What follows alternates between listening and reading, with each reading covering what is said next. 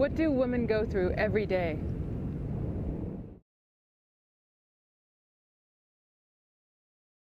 When I think of sexism, I definitely put it in an intergenerational context. Definitely my mother comes to mind, my grandmother comes to mind, my other female relatives.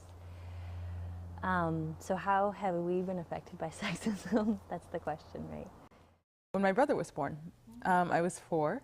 He was born at home, and so during the night, and in the morning I went into my parents' bedroom, and my parents said to me, I think what his name is, but they said, and we're going to call him Boise because your dad's so glad he's a boy.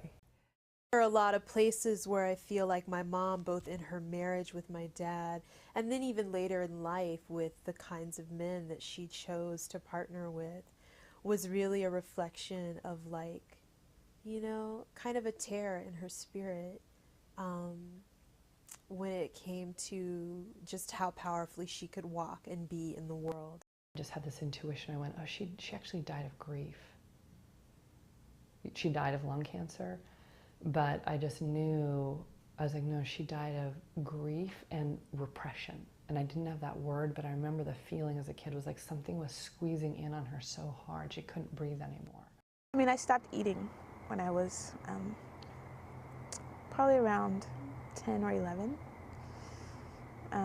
because my body was developing and people were making comments. People were doing inappropriate things. And so I stopped eating. I stopped enjoying food. I stopped enjoying, my own developing self. So I think that, and those are things that I'm still in a process of reclaiming. I think there's a lot of living in a state of partial numbness that goes on for survival, that sort of disconnecting from certain realities, certain experiences. I thought, like, how did they survive or live through it? And then I thought, well, they didn't really. But women are liberated now, right?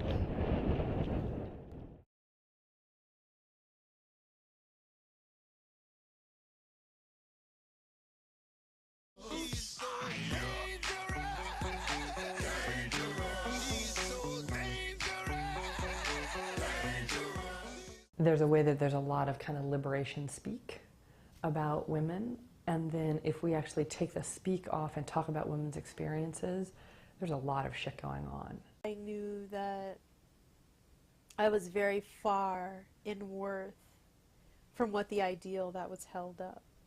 I think there's this whole like competing for love thing that happens too, whether straight, queer, gay, this like competing for love, and like you gotta be the prettiest girl in the room. I will give you up if what it gives me access to is him. This crazy, emotional, beautiful woman, but she's crazy. There was no way that I was going to be a woman. What woman meant to me, like, I hated girls, I hated pink, I hated sissies, I hated weakness. All those were girl to me. And I hated being disempowered, which is all I saw with my mother. She would fight, but she would never win. Female relationships, in many ways, that it's okay to sacrifice them or to sacrifice those bonds for, survival in a world in which men are more important. In some ways, there's this lineage of betrayal in the women. The self-hate that we've internalized about ourselves, we turn around and act it out on each other. Women or girls will say, oh, I hate girls, or I hate women, I can't deal with them, or, and I think really that's about how within society women are devalued, and we want to be with the winning team.